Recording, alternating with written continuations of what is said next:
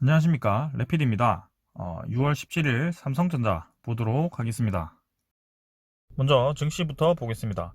코스피 하락했고요. 코스닥은 상승하면서 천스닥을 또 돌파를 했습니다. 자, 코스피와 코스닥이 좀 반대되는 움직임을 보였고요. 여기에 대한 증시 흐름은 오늘 제가 오전에도 공지를 좀 드렸습니다. 그래서 FOMC 결과가 생각보다는 조금 매파, 네, 금리 인상을 좀 더 빨리 할 수도 있다라는 뉘앙스를 풍기면서 국내 또 코스피 지수를 끌어내린 것 같고요. 하지만 생각보다 많이는 내리진 않은 것 같아요. 일단 그 회의록을 뭐 잠깐 정리를 드렸지만 미국이 이제 2023년에 두 차례 금리를 올릴 수 있다. 그래서 그전에도 금리 인상이 충분히 가능한 시점이고요. 자산 매입 축소가 논의되기 시작했고, 원달러 환율도 이렇게 치솟으면서 국내에 대한 주식이 조금 부담스러운 그런 움직임이 있었습니다. 자, 그래서 저번에도 제가 말씀을 드렸지만 환율이 올라가게 되면 우리나라 주식 가치가 떨어지게 됩니다. 그래서 외국인 투자자 위주로 국내 증시를 매도를 하고 다시 한번 달러로 유입이 된 미국 증시로 갈 가능성이 높고요. 자꾸 환율이 올라가게 되었을 경우에는 이제 그 한국 증시와 미국 증시가 디커플링 되는 현상이 벌어질 수 있습니다. 그래서 조금 주의를 해서 봐야 될 것 같고요. 지금은 이렇게 파월 의장이 이전에는 금리 인상을 아직까지는 할 필요가 없다라고 얘기했지만 그게 이제 얘기가 나온 지 근 두 달밖에 되지 않은 것 같은데 두 달 만에 또 이렇게 얘기가 많이 달라진 것 같습니다. 그래서 앞으로의 그 흐름이 좀 더 급박하게 변화될 수 있기 때문에 조금 이제 주식 시장에 대해서 주의를 해서 봐야 될 것 같고요.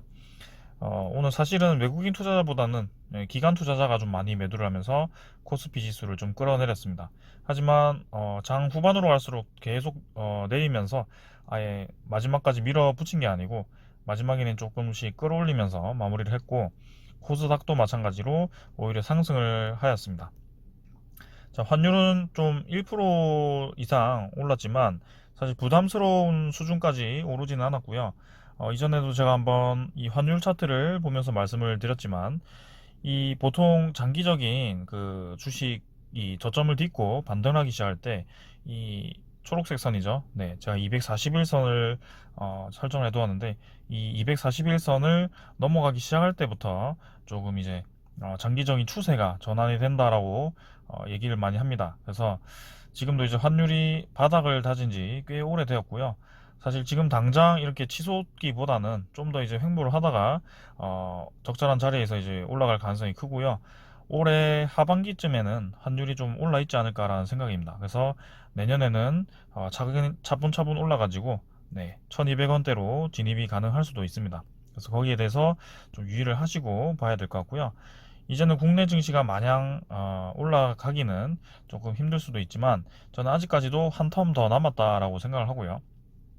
거기에 따라 이제 국내 증시가 폭락을 한 게 아니고 이 고점 부근에서 잘 버티고 있기 때문에 아직까지는 펀더멘털이 강하다. 그래서 어, 이대로 바로 조정세로 들기에는 조금 이르다라고 생각이 들고 저렇게 이제 금리 인상에 대해서 테이퍼링에 대해서 좀 얘기가 나왔지만 결국에는 내년에 이제 진행될 얘기다 보니까 그 불확실성 해소로 다시 한번 일시적인 조정 이후에 다시 한번 올라갈 가능성이 크다고 봅니다.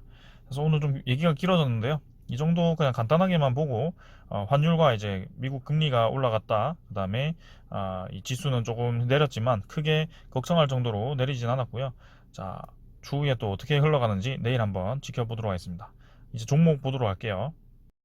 자, 삼성전자 보겠습니다. 900원 하락해서 89,000원으로 마무리를 했고요. 1% 정도 하락을 했습니다. 자, 어제 좀 매수를 많이 했는데 FOMC 결과가 생각보다는 조금 빡빡하게 나온 것 같습니다. 그래서 금리 인상이 조금 더 앞당겨질 수도 있다라는 얘기가 나오면서 이 증시 전체적인 움직임이 별로 좋지는 않았고요.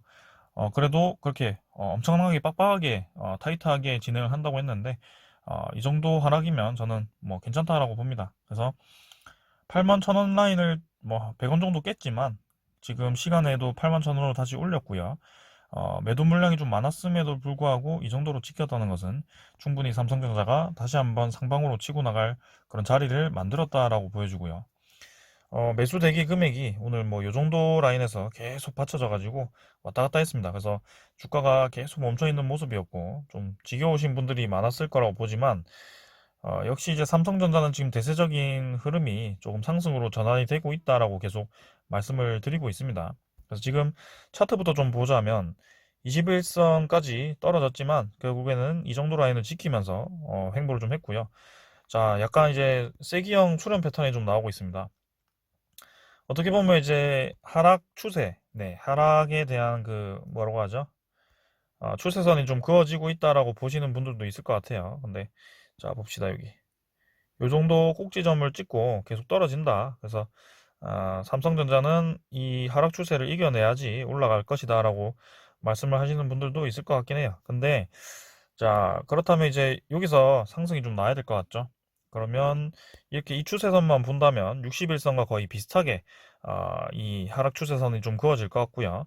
21선을 딛고 한번 크게 좀 올라줘야 될 것 같습니다. 거래량이 좀 답답한 구간을 한번 뚫어줘야 될 것 같은데 아까 제가 말씀드린 그 수렴 패턴이란 것은 이 정도라고 보시면 되겠습니다. 이렇게 하락을 하고 다시 한번 상승을 2분의 1 정도 상승을 했다가 다시 한번 이제 하락을 하되 또 한번 상승이 나왔고 이렇게 이제 수렴 패턴을 이렇게 긋고 있고요.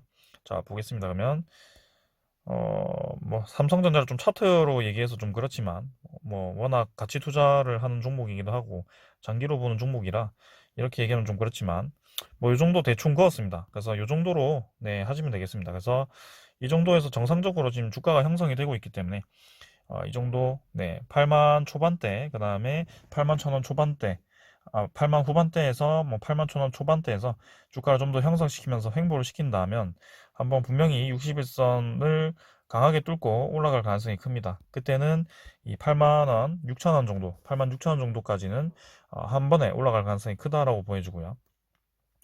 주봉 월봉도 너무 오래 끼었습니다, 사실. 네, 그래서 코스피가 좀 올라줘야지 되는데 지금 단기적으로 테이퍼링 이슈에 대해서 좀 하락을 했기 때문에 조금은 더 시간을 가지고 천천히 지켜보시는 게 좋을 것 같습니다.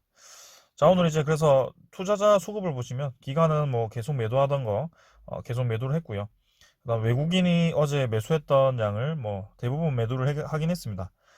좀 아쉽긴 하지만 일단 금리 인상에 대해서 좀 부담스럽게 생각을 해서 이렇게 대형주 위주로 좀 매도를 한 것 같고요.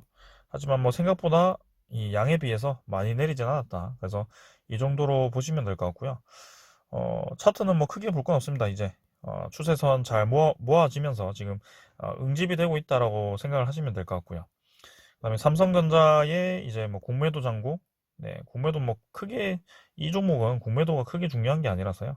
뭐 별로 볼 필요는 없을 것 같은데 210만 주, 뭐 거의 뭐 200만 주로 계속 유지가 되고 있다라고 보시면 되겠습니다. 100만 주로 떨어졌다가 좀 증가를 했지만 이 정도는 뭐 삼성전자 거래량에 비해서는 뭐 적은 편입니다. 자, 그 다음에는 네, 삼성전자의 그 제가 계속 주목하고 있는 점이죠. 디램 익스체인지죠. 반도체 가격. 반도체 가격이 이제 넘어섰어요. 네, 여기 쌍봉 찍었던 그 라인을 넘어서서 계속 올라가고 있습니다. 그래서 자, 삼성전자 주가도 지금 삼성전자 주가는 요 정도라고 보시면 되겠고요. 디램 익스체인지도 이미 네, 올라가기 시작했습니다. 그래서 디램 가격이 상승하게 되면 이제 남은 3, 4분기에 대해서 삼성전자 실적이 좋게 나올 가능성이 크다라고 보여지고요. 자, 제가 기사를 하나 보여드리면 이 하나에서 오늘 리포트가 나왔죠. 4분기부터 실적 하향 우려가 이제 되면서 삼성전자 주가를 좀 눌리긴 했어요. 그래서 우려가 과도하다. 지금 삼성전자는 아직까지 더 오를 모멘텀이 있다라고 얘기를 하는 것 같고요. 거기에 따라서 이 투자 의견은 매수, 목표 주가는 10만 5천 원을 유지를 했다고 합니다. 그래서 목표 주가가 10만 원인 만큼 추가적으로 더 상승할 가능성이 크고요. 아까도 말씀드렸지만 디램에 대한 가격이 하락을 하면서 그게 이제 4분기 이제는 반도체 가격이 좀 떨어지기 시작한 것이 아닌가 뭐 그런 생각으로 이제 4분기가 안 좋아질 거라고 얘기를 한 것 같은데 지금은 이제 반도체 가격이 다시 한번 상승을 시작했기 때문에 반도체 가격에 따라서 이제 삼성전자 주가도 같이 올라갈 가능성이 크다라고 보여주고요. 거기에 따라 이제 코스피 자체도 지금 고점 돌파를 위해서 준비를 하고 있습니다. 일단 테이퍼링 이슈가 좀 잠잠해질 때까지 며칠 더 횡보를 하다가 갈 수도 있고요. 좀 더 추이를 지켜봐야 되겠습니다.